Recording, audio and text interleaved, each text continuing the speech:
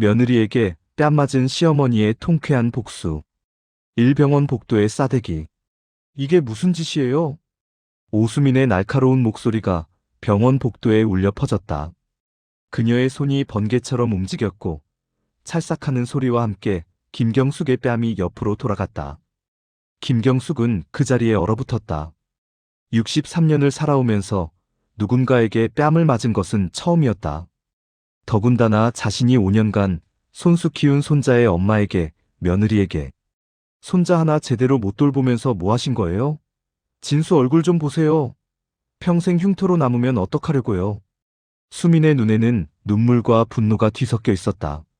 중환자실 유리창 너머로 작은 침대에 누워있는 5살 진수의 모습이 보였다. 왼쪽 다리에는 깁스가, 이마에는 하얀 붕대가 감겨 있었다. 수민아. 김경숙이 떨리는 목소리로 말을 시작했다. 수민아라고 부르지 마세요. 당신은 오늘부터 우리 진수 할머니 자격이 없어요. 수민은 그 말을 남기고 중환자실로 들어갔다. 김경숙은 병원 복도 한가운데 서서 아직도 화끈거리는 뺨을 손으로 감쌌다. 주변 사람들의 시선이 따가웠다. 부끄러움과 억울함, 그리고 무엇보다 깊은 상처가 가슴을 파고들었다. 내가 뭘 잘못했지? 그날 오후, 김경숙은 평소처럼 진수를 데리고 아파트 놀이터에 나갔다. 다른 할머니들과 이야기를 나누던 중이었다. 진수는 정글짐에서 놀고 있었다. 그런데 한순간 위에서 놀던 큰아이가 미끄러지면서 진수를 쳤고 진수는 그대로 2미터 아래로 떨어졌다. 김경숙은 심장이 멎는 줄 알았다. 바닥에 쓰러진 진수를 안아 올렸을 때 아이의 이마에서는 피가 흐르고 있었다. 다리도 이상한 각도로 꺾여 있었다. 진수야, 진수야. 김경숙은 울부짖으며 택시를 잡아타고 병원으로 달려갔다. 응급실에서 수술을 기다리는 동안 김경숙은 떨리는 손으로 며느리와 아들에게 연락했다. 하지만 전화를 받은 것은 수민이었고 그녀의 첫마디는 어떻게 된 거예요? 가 아니라 제대로 못 보시면서 왜 데리고 나가세요? 였다. 이 아들의 배신. 그날 저녁 김경숙은 집에 돌아와 거실 소파에 앉아 있었다. 뺨은 아직도 붉게 부어 있었다. 거울을 보지 않았지만 수민의 손가락 자국이 선명하게 남아있을 것이 분명했다.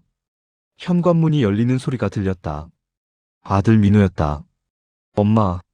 민우의 목소리는 냉랭했다. 김경숙은 아들이 자신을 안아주거나 적어도 뺨을 맞은 것에 대해 위로해 줄 것이라 기대했다. 하지만 민우는 소파 맞은편에 앉으며 한숨을 쉬었다.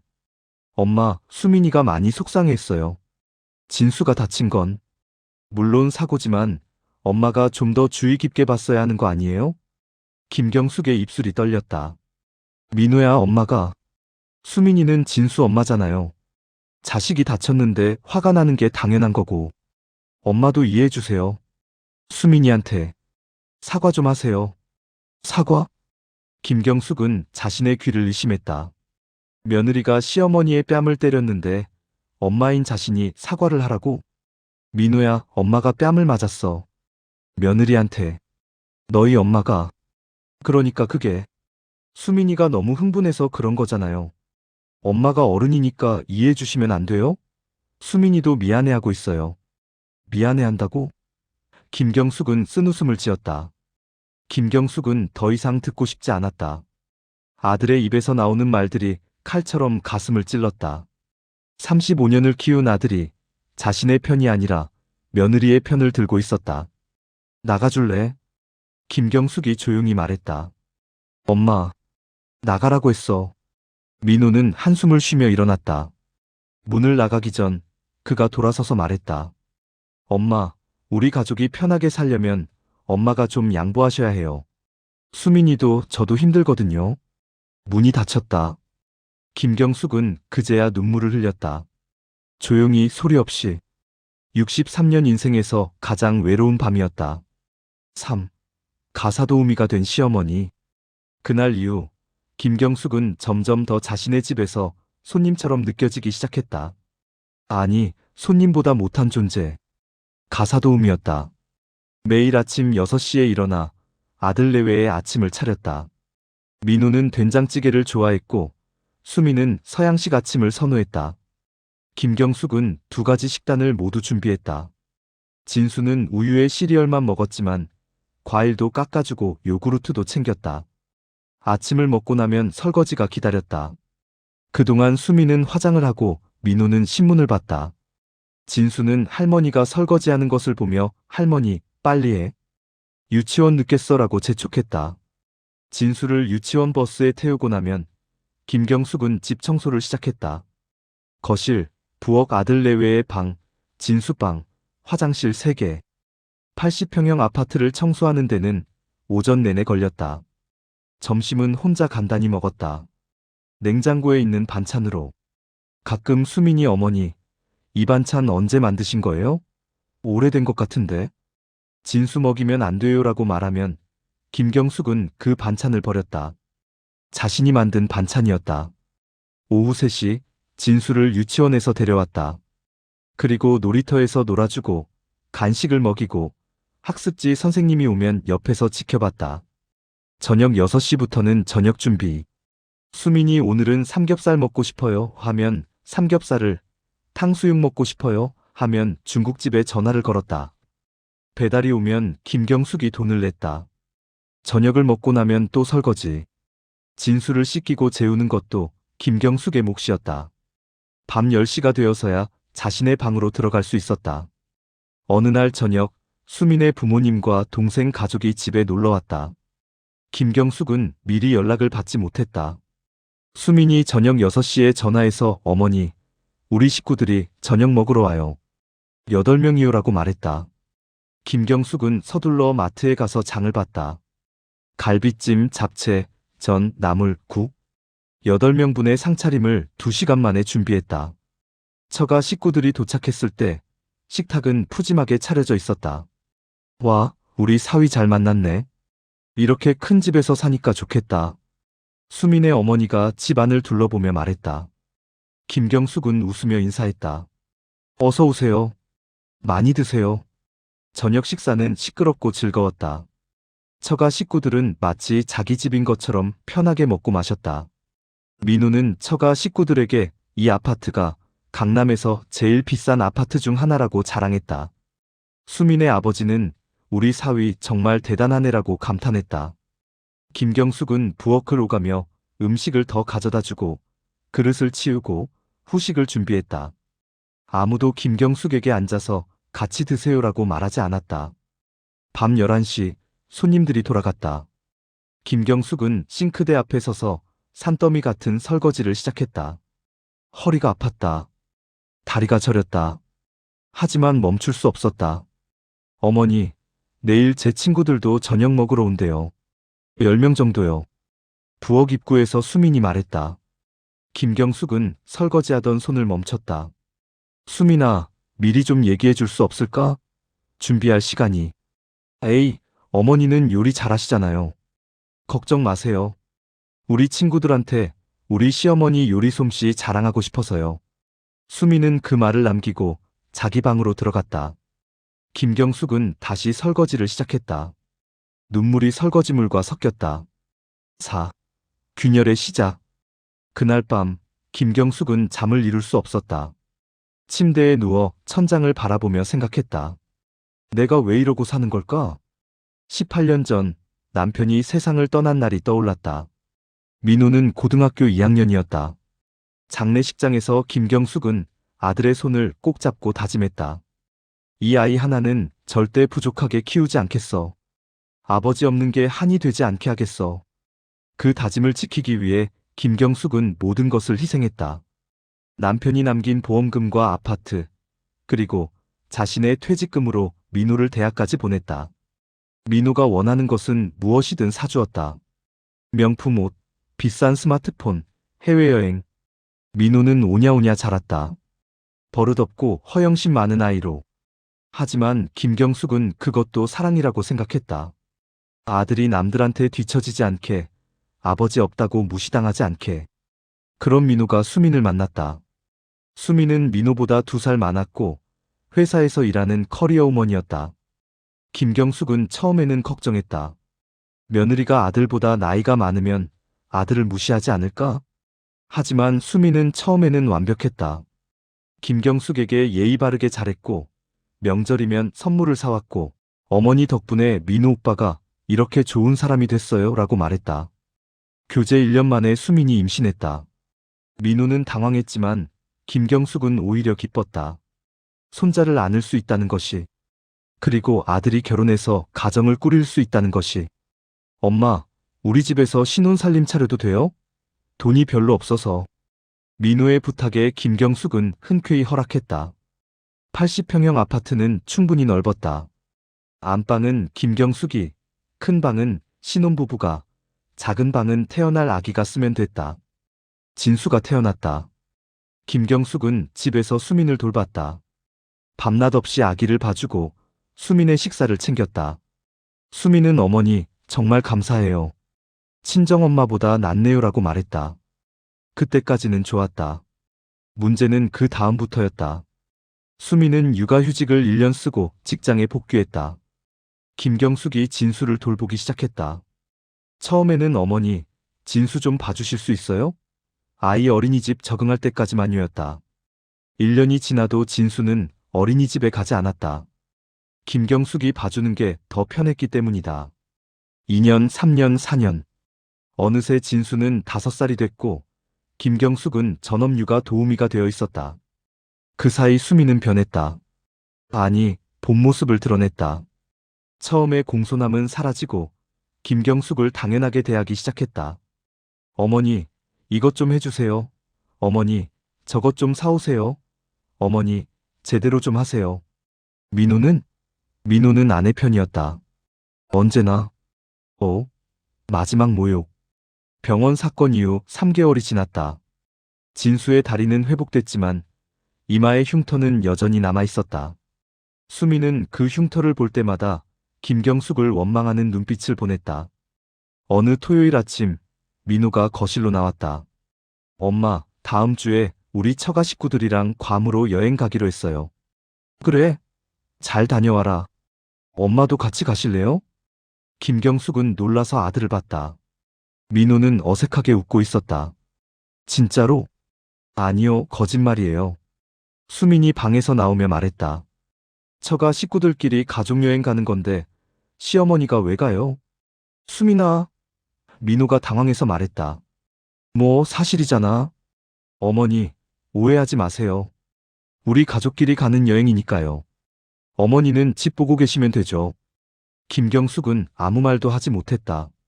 수미는 태연하게 커피를 마시며 계속 말했다. 그리고 여행 가는 동안 집 좀 잘 관리해 주세요. 특히 화분들 물 주는 거 잊지 마시고. 그리고 택배 오면 받아주시고요. 수민아, 그런 식으로 말하는 거 아니야. 김경숙이 조심스럽게 말했다. 왜요? 어머니가 어차피 집에 계실 거잖아요. 집 관리 좀 부탁드리는 게 뭐가 잘못됐어요? 그날 저녁, 김경숙은 자기 방에 앉아 통장을 꺼내봤다. 남편이 남긴 재산, 자신이 모은 돈, 그리고 이 아파트. 모두 김경숙 명의였다. 민우는 어머니가 얼마나 가진 사람인지 정확히 몰랐다. 김경숙이 일부러 말하지 않았기 때문이다. 민우의 허영심을 알았기에 자신의 재산을 다 밝히면 아들이 자랑하고 다닐 것이 뻔했다. 이제는 때가 됐구나. 김경숙은 조용히 다짐했다. 6. 복수의 계획. 그날 밤부터 김경숙은 철저하게 계획을 세웠다. 감정적으로 행동해서는 안 됐다. 아들 내외가 깨닫게 해야 했다. 자신들이 얼마나 큰 실수를 했는지. 먼저 부동산을 알아봤다. 이 아파트는 현재 시세가 82억이었다. 서울 강남의 프리미엄 아파트였다. 민우는 친구들과 처가 식구들에게 우리 집이라고 자랑했지만 등기부등본에는 김경숙의 이름만 있었다. 다음으로 이사할 곳을 알아봤다. 부산 해운대의 작은 아파트를 계약했다. 아무도 모르는 곳에서 새로 시작하려면 서울을 떠나야 했다. 은행 계좌도 정리했다. 민우가 아는 계좌는 하나뿐이었고 그 계좌에는 생활비 정도만 있었다. 나머지 재산은 민우가 모르는 계좌에 있었다. 가장 중요한 것은 타이밍이었다. 민우 내외가 괌 여행을 가는 날, 그날이 D-Day였다. 여행을 일주일 앞두고 김경숙은 부동산 중개인을 만났다. 이 아파트를 급매로 내놓고 싶습니다. 급매요? 이 아파트는 인기가 많아서 정상가로 내놔도 빨리 팔릴 텐데요. 1억 깎아서 내놓겠습니다. 단 조건이 있어요. 계약금 받고 바로 중도금까지 처리해야 합니다. 그리고 잔금일은 제가 정하는 날로. 중개인은 놀랐지만 동의했다. 1억을 깎아도 81억이었다. 좋은 물건이었다. 사흘 만에 계약이 성사됐다. 구매자는 30대 사업가였다. 그는 신혼집으로 이 아파트를 원했고 김경숙의 조건을 모두 수락했다. 계약서에 도장을 찍으며 김경숙은 묘한 해방감을 느꼈다. 7. 출발의 날. 여행 전날 밤 수민이 김경숙에게 말했다. 어머니, 우리 없는 동안 집 잘 부탁드려요. 아, 그리고 냉장고에 있는 음식들 유통기한 확인해서 버릴 거 버리시고. 우리 돌아오면 집이 깨끗했으면 좋겠어요. 알았어. 그리고 진수 장난감들 좀 정리해주세요. 너무 어질러져 있어서. 어머니가 시간 많으시잖아요. 김경숙은 조용히 고개를 끄덕였다. 수미는 만족스럽게 웃으며 자기 방으로 돌아갔다. 그날 밤 김경숙은 자기 방에 짐을 쌌다. 옷가지, 사진첩, 남편의 유품 몇 가지. 필요한 것만 챙겼다. 나머지는 다 두고 갈 것이었다. 다음 날 아침 민호 내외와 진수는 설레는 표정으로 짐을 챙겼다. 공항으로 가는 택시가 도착했다. 엄마 다녀올게요. 민호가 가볍게 인사했다. 어머니, 우리 없는 동안 집 잘 지켜주세요. 수민이 말했다. 잘 다녀와라. 김경숙은 현관에 서서 그들이 엘리베이터에 타는 것을 봤다. 엘리베이터 문이 닫히는 순간 김경숙의 얼굴에서 모든 표정이 사라졌다. 즉시 이삿짐 센터에 전화를 걸었다. 오늘 이사 가능한가요? 네, 급하게 나가야 해서요. 2시간 후 이삿짐 센터 직원들이 도착했다. 김경숙은 그들에게 지시했다. 저 방에 있는 짐들 전부 정리해서 이 주소로 보내주세요. 민호와 수민의 방을 가리켰다. 옷, 가구, 진수의 장난감, 모든 것을 이삿짐 센터에 맡겼다. 따로 창고를 빌려서 보관하도록 했다. 창고 주소는 문자로 보낼 예정이었다. 오후 3시, 김경숙은 텅 빈 아파트에 혼자 서 있었다. 거실의 소파도, 식탁도, TV도 모두 사라졌다. 민호 내외의 방도 텅 비어 있었다.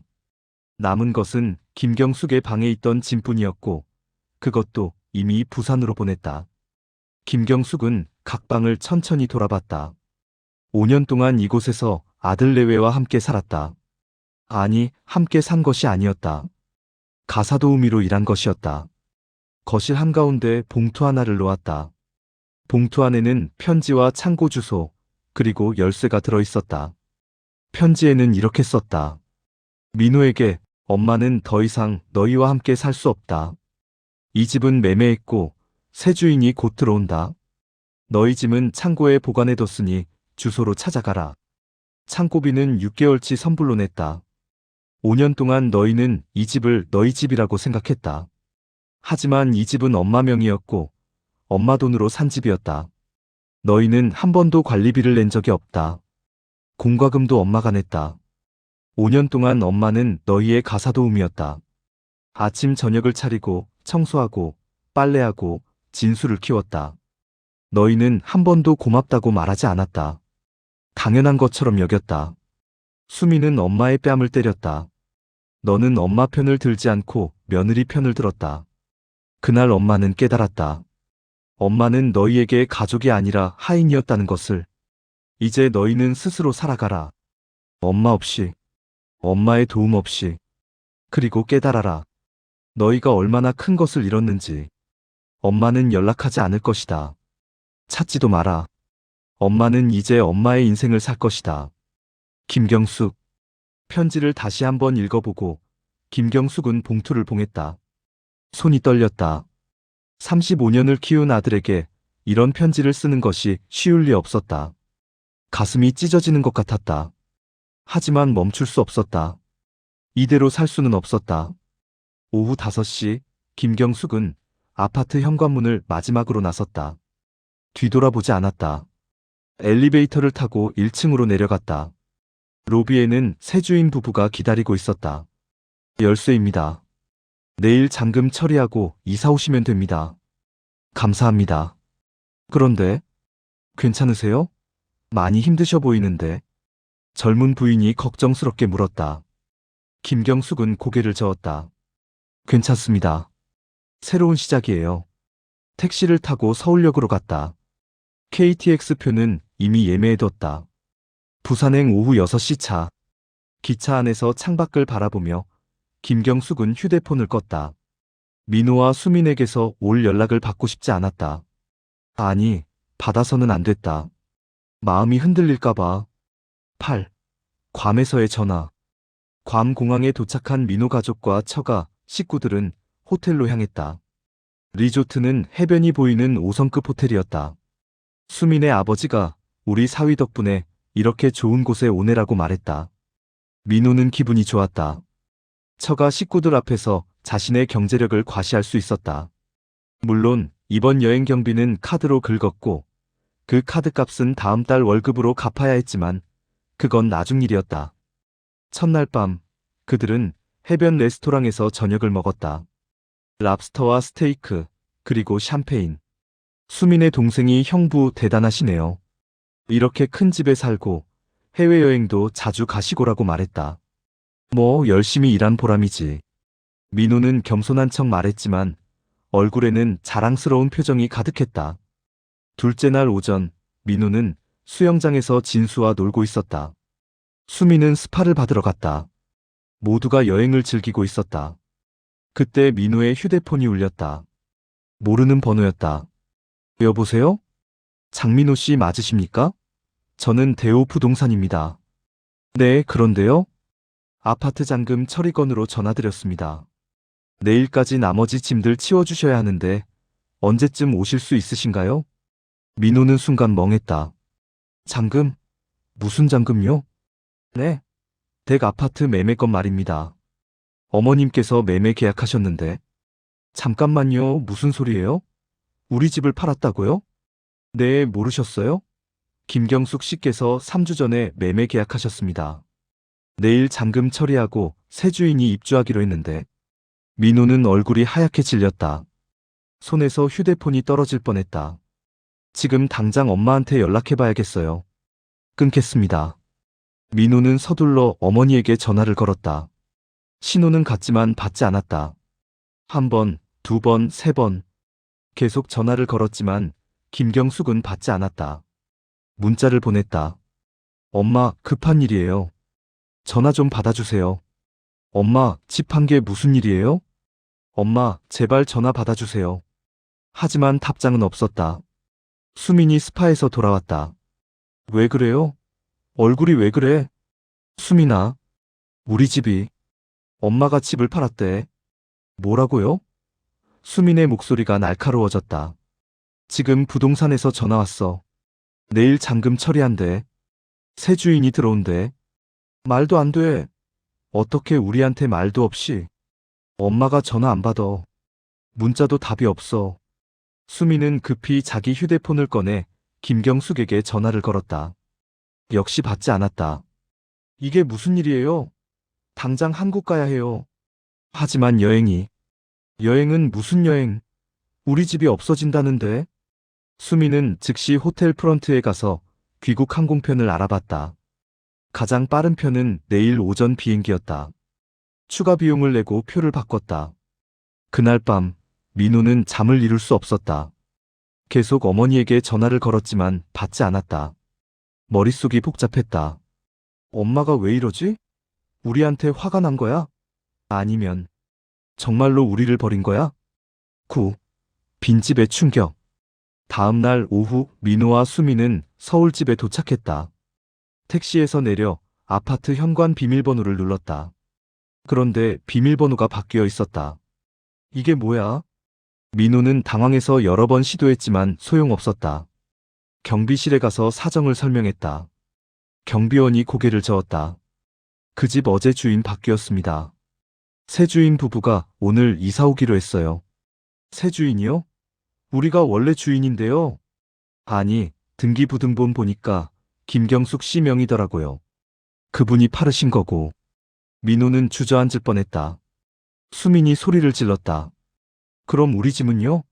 우리 집에 있던 물건들은 어떻게 된 거예요? 그건 저도. 경비원이 난처해 하는 순간 민호의 휴대폰에 문자가 왔다. 모르는 번호였다. 문자를 열어보니 창고 주소가 적혀 있었다. 그리고 짧은 메시지. 너희 짐은 여기 있다. 창고비는 6개월치 냈으니 알아서 해결해라. 엄마. 민호와 수미는 급히 택시를 타고 그 주소로 갔다. 경기도 외곽의 컨테이너 창고였다. 열쇠는 관리인에게 맡겨져 있었다. 창고 문을 열었을 때 그들은 할 말을 잃었다. 그들의 모든 짐이 상자에 담겨 쌓여 있었다. 옷, 가구, 진수의 장난감, 심지어 냉장고와 TV까지. 이게 뭐야? 수민이 떨리는 목소리로 말했다. 민호는 상자들 사이에서 봉투 하나를 발견했다. 떨리는 손으로 봉투를 열고 편지를 꺼냈다. 어머니의 편지였다. 편지를 읽으며 민호의 얼굴은 점점 창백해졌다. 손이 떨렸다. 눈물이 흘렀다. 무슨 내용이에요? 수민이 물었다. 민호는 대답하지 못했다. 그저 편지를 수민에게 건넸다. 수민이 편지를 읽는 동안 민호는 창고 바닥에 주저앉았다. 머릿속이 하얗게 비었다. 아니, 이게 무슨... 어머니가 어떻게 이럴 수가 있어요? 수민이 소리쳤다. 하지만 민호는 알고 있었다. 이것은 어머니의 잘못이 아니었다. 자신의 잘못이었다. 아니, 자신들의 잘못이었다. 10. 깨달음. 그날 밤 민호와 수민은 수민의 친정집으로 갔다. 갈 곳이 없었다. 처가 식구들은 충격을 받았다. 무슨 일이에요? 사돈 어른이 어떻게 그럴 수가? 수민의 어머니가 말했다. 하지만 수민의 아버지는 다르게 반응했다. 아니, 그 집이 원래 사돈 어른 집이었잖아. 팔든 말든 그분 마음 아니야? 수민의 아버지의 말에 수민은 할 말을 잃었다. 민호는 처가 식구들 앞에서 무릎을 꿇고 싶은 심정이었다. 그동안 자신이 얼마나 허세를 부렸는지.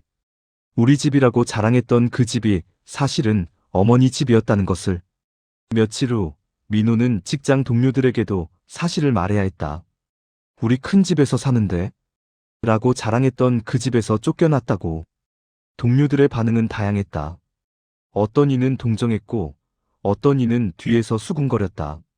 장민호가 그동안 얼마나 허세 부렸는데. 다 엄마 돈이었네.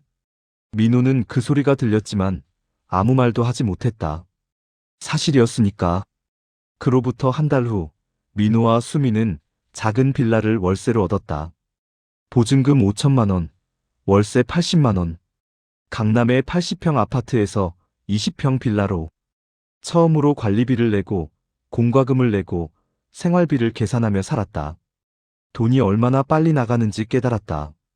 진수는 새 집이 작고 낡았다며 투덜댔다. 할머니 집이 더 좋았는데? 할머니는 어디 갔어? 민호는 아들에게 뭐라고 대답해야 할지 몰랐다. 수미는 시어머니를 원망했다. 어떻게 이럴 수가 있어요? 5년을 같이 살았는데.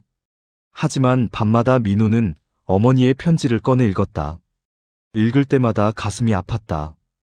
5년 동안 엄마는 너희의 가사도움이었다. 너는 엄마 편을 들지 않고 며느리 편을 들었다. 그날 엄마는 깨달았다.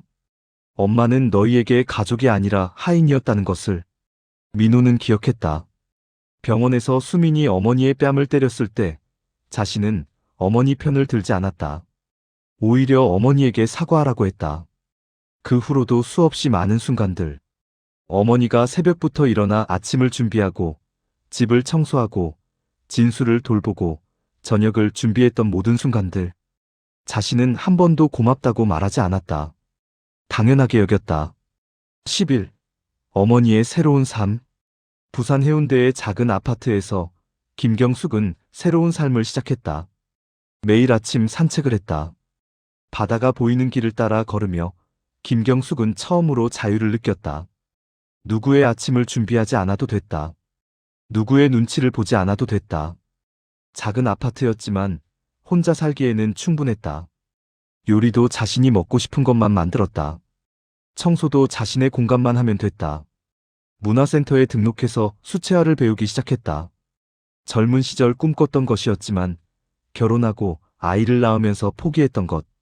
새로운 친구들도 사귀었다. 비슷한 또래의 여성들. 그들도 각자의 사연이 있었다. 김경숙은 자신의 이야기를 조금씩 나눴다. 잘하셨어요. 한 친구가 말했다. 자식이라고 무조건 참고 사는 건 아니죠. 그래도 가끔은 손자가 보고 싶어요. 김경숙이 솔직하게 말했다. 보고 싶으면 나중에 만나면 되죠. 지금은 경숙 씨가 경숙 씨로 사는 시간이 필요한 거예요. 김경숙은 그 말에 고개를 끄덕였다. 3개월이 지났다. 김경숙의 휴대폰에는 민우에게서 온 문자가 수십 개 쌓여 있었다. 읽지는 않았지만 지우지도 않았다. 어느 날 김경숙은 용기를 내서 문자를 열어봤다. 엄마, 미안해요. 엄마, 제가 잘못했어요. 엄마, 진수가 할머니 보고 싶대요. 엄마, 우리 한 번만 만나요. 엄마, 제발. 문자를 읽으며 김경숙의 눈에 눈물이 고였다. 하지만 흘리지는 않았다. 아직은 때가 아니었다. 1년 후. 1년이 지났다. 민호와 수미는 빌라에서의 생활에 조금씩 적응했다. 처음에는 힘들었다. 좁은 공간, 올라가는 생활비, 그리고 무엇보다 어머니의 부재. 하지만 시간이 지나며 변화가 생겼다. 수미는 처음으로 집안일을 배웠다. 요리를 하고, 청소를 하고, 빨래를 했다. 처음에는 서툴렀지만 점점 익숙해졌다. 민우는 진수를 유치원에 데려다주고 데려오는 일을 맡았다. 아이와 보내는 시간이 늘어나며 민우는 처음으로 아버지라는 것이 무엇인지 깨달았다. 어느 날 저녁 민우가 수민에게 말했다. 당신 엄마한테 정말 잘못했어. 수민은 고개를 끄덕였다. 나도 알아. 어머니가 우리한테 얼마나 많이 해주셨는지. 이제야 알겠어. 집안일이 이렇게 힘든 줄 몰랐어. 미안해, 민호씨. 내가 어머니한테 잘했어야 했는데. 그래, 나도 잘못했어. 엄마를 너무 함부로 대했어. 그날 밤 둘은 오랜만에 진지한 대화를 나눴다. 그리고 결심했다. 어머니를 찾아가기로. 하지만 어머니는 어디에 있는지 알 수 없었다. 민우는 사립탐정까지 고용했다. 한 달 후 탐정이 연락을 했다. 부산 해운대에 계신 것 같습니다. 13. 재회. 어느 토요일 아침 민호와 수민과 진수는 부산행 KTX를 탔다. 해운대에 도착해서 탐정이 알려준 주소로 갔다. 작은 아파트 단지였다. 강남의 그 큰 집과는 비교도 안 됐다. 초인종을 눌렀다. 잠시 후 문이 열렸다. 김경숙이 나왔다. 1년 만이었다. 엄마. 민호의 목소리가 떨렸다. 김경숙은 놀란 표정으로 그들을 봤다. 그리고 표정이 굳어졌다. 어떻게 여기를? 할머니. 진수가 김경숙에게 달려들었다. 김경숙은 순간적으로 손자를 안아 올렸다. 하지만 곧 내려놓으며 말했다. 왜 왔니? 엄마. 민호가 무릎을 꿇었다. 아파트 복도 한가운데에서. 수민도 따라서 무릎을 꿇었다. 엄마, 잘못했어요. 정말 잘못했어요. 수민이 울먹이며 말했다. 어머니, 저 정말 죄송해요. 어머니한테 너무 심하게 했어요. 뺨까지 때리고. 김경숙은 그들을 내려다봤다. 표정이 복잡했다. 화도 있었고, 슬픔도 있었고, 그리움도 있었다. 일어나라. 엄마. 일어나라고 했어. 아파트 복도에서 뭐 하는 거니? 민호와 수민이 일어났다. 김경숙은 한숨을 쉬며 문을 열었다. 들어와. 작은 거실. 민호는 주변을 둘러봤다. 어머니는 이렇게 작은 곳에서 살고 있었다. 80평 아파트에서 이런 작은 곳으로. 앉아라. 모두 소파에 앉았다. 진수는 할머니 무릎에 앉으려 했지만 김경숙은 진수를 옆에 앉혔다. 긴 침묵이 흘렀다. 엄마. 민호가 입을 열었다. 엄마가 떠나고 우리는 정말 많이 깨달았어요. 엄마가 우리한테 얼마나 많이 해주셨는지, 우리가 얼마나 당연하게 생각했는지. 빌라에서 살면서 집안일이 얼마나 힘든지 알았어요. 아이 키우는 게 얼마나 힘든지도 알았어요. 엄마는 그 모든 걸 혼자 하셨잖아요. 우리는 고맙다는 말 한 번 안 했어요. 김경숙의 눈에 눈물이 고였다. 수민이 말했다. 어머니, 저 정말 미안해요. 어머니 뺨을 때린 것 평생 후회할 거예요. 제가 너무 흥분해서. 그래도 그런 짓을 하면 안 되는 건데. 그때 김경숙이 처음으로 입을 열었다. 그때 엄마는 정말 가슴이 무너지는 것 같았어. 며느리한테 뺨을 맞았는데 아들이 엄마 편을 들지 않았잖아. 그때 엄마는 알았어. 아, 나는 이 사람들한테 가족이 아니구나. 엄마, 5년 동안 엄마는 너희를 위해 모든 걸 했어.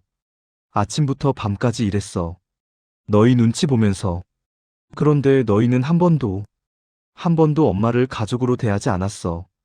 죄송해요, 엄마. 정말 죄송해요. 민호가 다시 무릎을 꿇으려 하자 김경숙이 손을 들어 막았다. 이제 와서 무릎 꿇는다고 해결될 일이 아니야. 엄마. 하지만 김경숙이 잠시 멈췄다. 너희가 진짜로 변했는지는 시간이 말해줄 거야. 엄마, 기회를 주세요. 우리 정말 변했어요. 김경숙은 창밖을 바라봤다. 바다가 보였다. 1년 동안 이 바다를 보며 많은 생각을 했다. 아들을 미워해야 하나, 용서해야 하나. 정답은 없었다. 엄마는 다시 너희와 같이 살 생각 없어. 민호와 수민의 얼굴이 어두워졌다. 하지만 가끔 너희가 찾아오는 건 막지 않을게. 진수도 보고 싶고. 엄마, 단 조건이 있어. 엄마를 가사도우미 취급하지 마. 엄마도 엄마만의 인생이 있어. 이제는 엄마가 엄마로 살고 싶어. 알겠어요, 엄마. 약속할게요. 진수가 할머니 손을 잡았다. 할머니, 보고 싶었어. 김경숙은 손자를 안아 올렸다. 그리고 조용히 눈물을 흘렸다.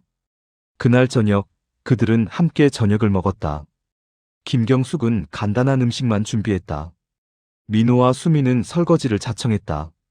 엄마는 앉아 계세요. 우리가 할게요. 김경숙은 거실에 앉아 그 모습을 지켜봤다. 서툴지만 열심히 설거지하는 아들과 며느리. 변했네. 정말 변했어. 에필로그. 2년이 지났다. 민호와 수미는 한 달에 한 번 부산으로 김경숙을 찾아갔다. 민호는 용돈을 드렸고 수미는 손수 만든 반찬을 가져갔다. 김경숙은 서울로 올라가 손자를 보기도 했다. 하지만 하루만 있다가 부산으로 돌아갔다. 진수는 이제 초등학생이 됐다. 방학 때는 부산 할머니 집에서 일주일씩 지내기도 했다. 어느 날 저녁 민호가 아내에게 말했다. 여보, 우리 엄마한테 정말 잘못했었어. 알아요. 나도. 그래도 엄마가 그때 떠나지 않았으면 우리는 영영 깨닫지 못했을 거야. 수미는 고개를 끄덕였다. 부산의 작은 아파트에서 김경숙은 수채화를 그리고 있었다. 바다 풍경이었다. 휴대폰이 울렸다. 민호에게서 온 문자였다. 엄마 사랑해요. 오늘도 감사해요.